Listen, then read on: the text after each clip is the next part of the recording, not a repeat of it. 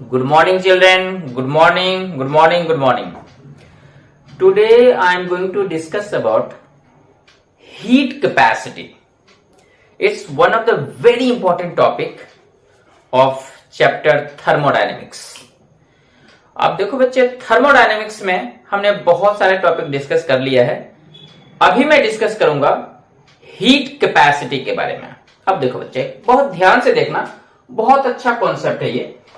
देखो बेटा, अगर मैं बात करूं, suppose this is any beaker और इस बीकर में सपोज करो बच्चे, हमने थोड़ा सा पानी ले लिया. कोई भी substance you can take it. Suppose I have taken water.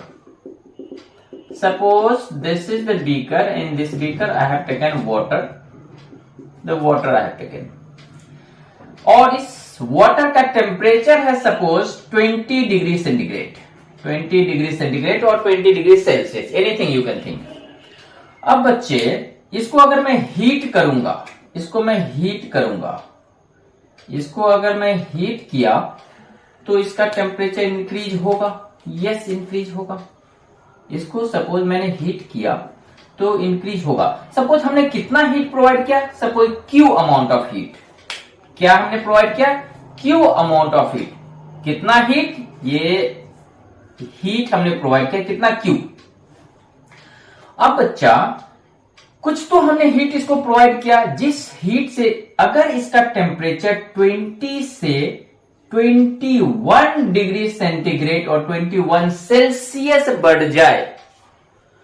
कहने का मतलब 1 डिग्री सेंटीग्रेड या 1 डिग्री सेल्सियस या 1 केल्विन बढ़ाने के लिए किसी भी सॉल्यूशन का या किसी सिस्टम का टेम्परेचर बढ़ाने के लिए कितना? 1 डिग्री सेंटीग्रेड जितना एनर्जी हमें लगेगा, that is called heat capacity of this system और ऑफ दिस सॉल्यूशन.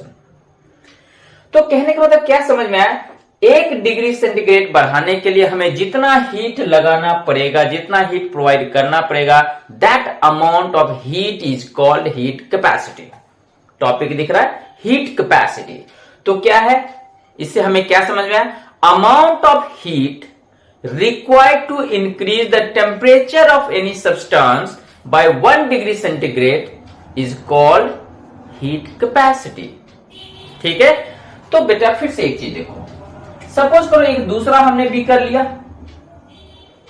इस बीकर में हमने फिर से सपोज करो वाटर या एसिड या बेस, कुछ भी मैंने सब्सटेंस ले, कोई भी हमने सॉल्यूशन ले लिया. ऑब्वियसली इससे ज्यादा है ये. ठीक है. अब बच्चा, इसका भी टेम्परेचर सपोज करो 10 डिग्री सेंटीग्रेड है, तो मैं कुछ हीट प्रोवाइड करूंगा. इसको क्या प्रोवाइड करूंगा? हीट प्रोवाइड करूंगा, जिससे कि इसका टेम्परेचर 10 डिग्री से बढ़ के 11 डिग्री सेंटीग्रेड हो जाए.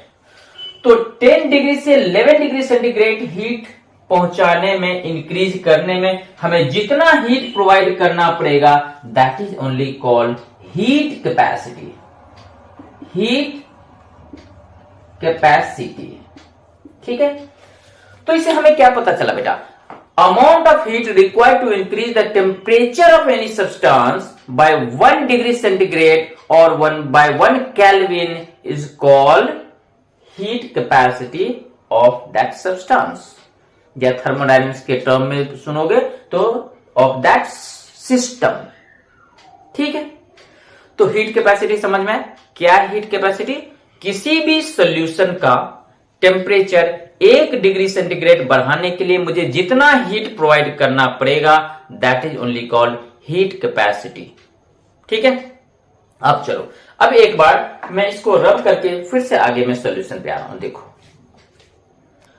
अब देखो बच्चे, इसी को अगर मैं फॉर्मूला के फॉर्म में लिखूं तो क्या होगा? देखो बच्चा, Q क्या है? Heat, amount of heat provided equal to heat capacity. ये क्या है? Heat capacity plus delta T. जहां पे बच्चा ध्यान रखना, ये क्या है? Amount of heat provided.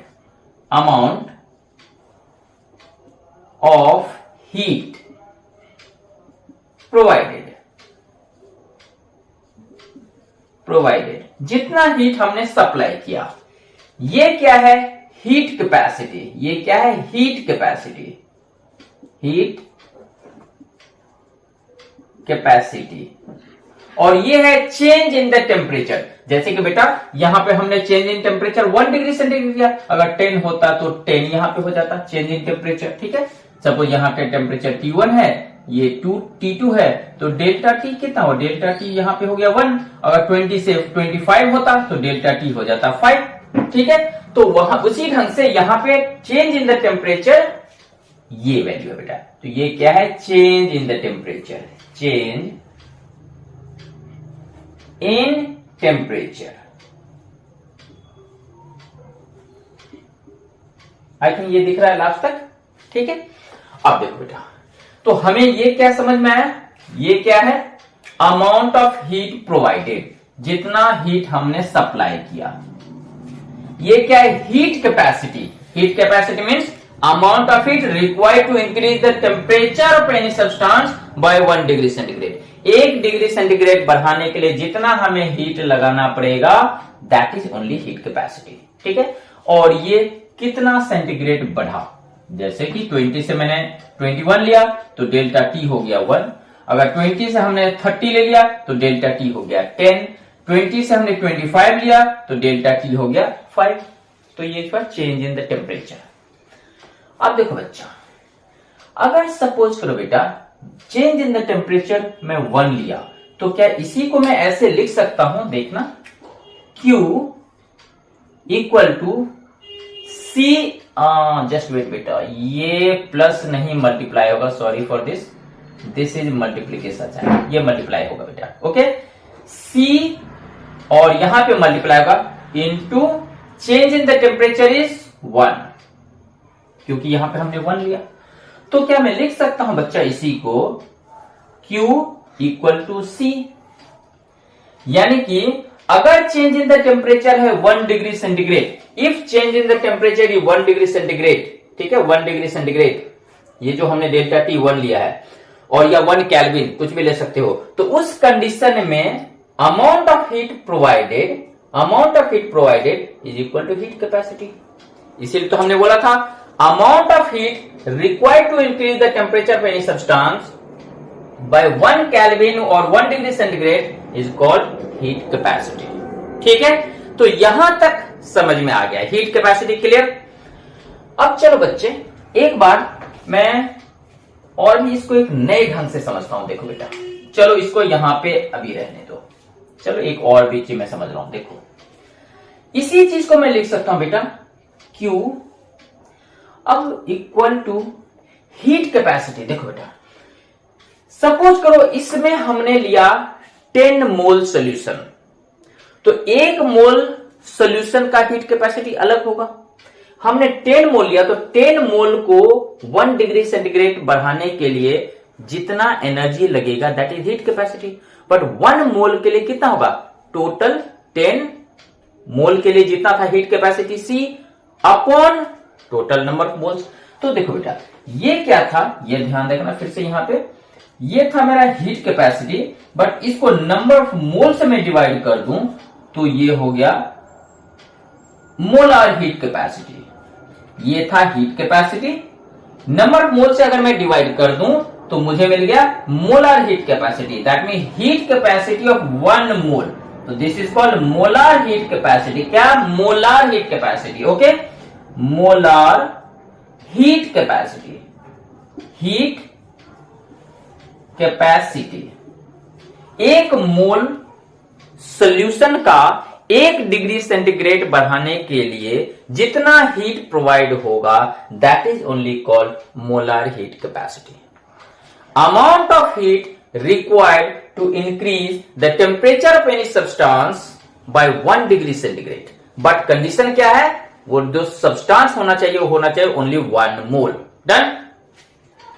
तो बच्चा देखो, इसी को मैं लिख सकता हूं मोलार हीट कैपेसिटी, यानी कि 1 मोल का टेम्परेचर बढ़ाने के लिए जितना हीट लगेगा that is molar heat capacity, into number of mole और इनटू यही डेल्टा टी।